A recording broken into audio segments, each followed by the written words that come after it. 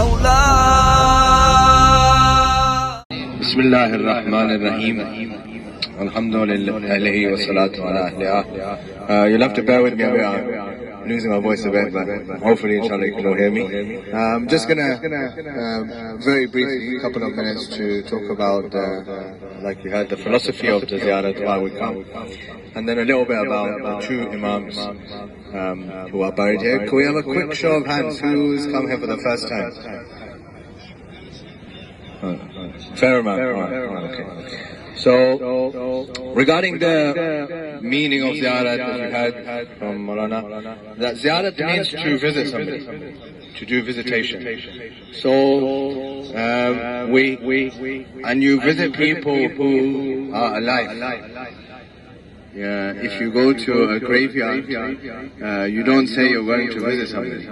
You say you're going to do Fatiha there, or you're going to go to the grave.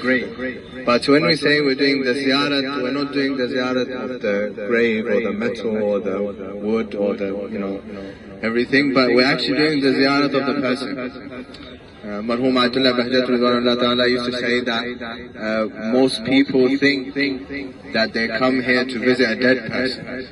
The moment that they realize that they come here to visit somebody who's alive, they will change their perspective about why they come. Right? Because if you go and meet someone who's alive, you're going to, there's some common courtesy.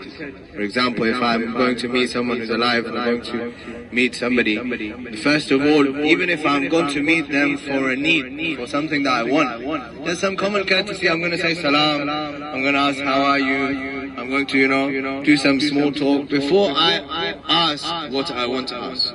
Right? So at least that common courtesy should be with us. That when we go to do the ziyarat of Imam alayhi salam, we first of all do salam. Before we go and ask for our needs. Yes, we would ask for our needs. Imam alayhi salatu salam would give us what we want. And but also we have to realize or recognize that Imam alayhi salam is the one who would give these things. For example, if I've come, somebody like me who thinks that the best thing that I can get in my life is a good job or a house or a car, whatever. Imam alayhi salam would give these things to the non-believers as well, to those who didn't believe in him as the Imam. If somebody came and asked the Imam alayhi salam for something, they would give them without asking what did they believe. So in reality, that's selling myself short. If I come and ask the Imam alayhi salam for these things, I'm selling myself short, because the Imam will give these things to anyone and everyone. But in reality, I've got to ask the Imam for that thing which is only going to give the believers, which is only going to give to the ones who believe in him as the Imam. And that's the akhirah, that's the hereafter. That is the being saved in the hereafter. That's not to say that I don't ask for things in dunya. No, of course. Imam alayhi salam says, ask me for all of these things. But my priority has to be to ask for those things which are in the akhirah. What's going to happen to me in the hereafter? Will I have a good passage from barzakh to the day of judgment? That should be my main question, my main mutalaba. The second thing is regarding when we come here to the Imam alayhi salatu salam, like Maulana explained, that Imam Musa ibn Ja'far alayhi salatu salam was put into different kinds of prisons. And even when we say prisons, it's a little bit of, it gives a wrong impression, because the first prison that Imam alayhi salam was in, the roof was so low that he couldn't stand up. Right? Imagine, you're in a room, I'm very claustrophobic, when it's busy in the harams, I try and step back, let other people go. I can't get stuck in lots of people. You imagine you're in a room which is so low where you can't even stand up. Okay? So that's the first prison that Imam alayhi salam was in. Then the second prison that he was in was even lower, that he could only stay in the position of ruku. And then the third prison, it wasn't even a prison, it was just a cylinder. Okay?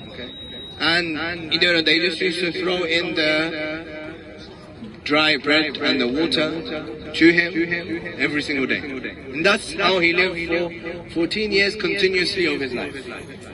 Okay? This is Imam Musa ibn Jafar alayhi salam. I always say this whenever we come here, that this Imam, he was left on the bridge of Baghdad 3 days, nobody came to bury him. Today he's the only Imam of ours who has a city named after him. And this is called Qadimiyya because of Imam Musa ibn Jafar alayhi salam. That's the miracle of Allah subhanahu wa ta'ala. That Allah subhanahu wa ta'ala says that if you do everything for me, I will make you everlasting forever. This city, this place where you're standing here, when the Imam was buried here, it didn't exist. There was no city, there was nothing here. Right? He was buried outside the city of Baghdad. Those who came from the airport, notice we came a fair distance to come here.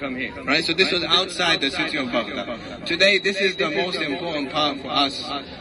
Whereas that's become the outside. Right? That's due to the Imam alayhi salatu. The second Imam alayhi salam who's buried here is Imam Muhammad al-Jawad alayhi salatu, who is the grandson of Imam Musa Qadim alayhi salatu. He's our ninth holy Imam alayhi salam. And this door, like what I said, is called Babul Murad.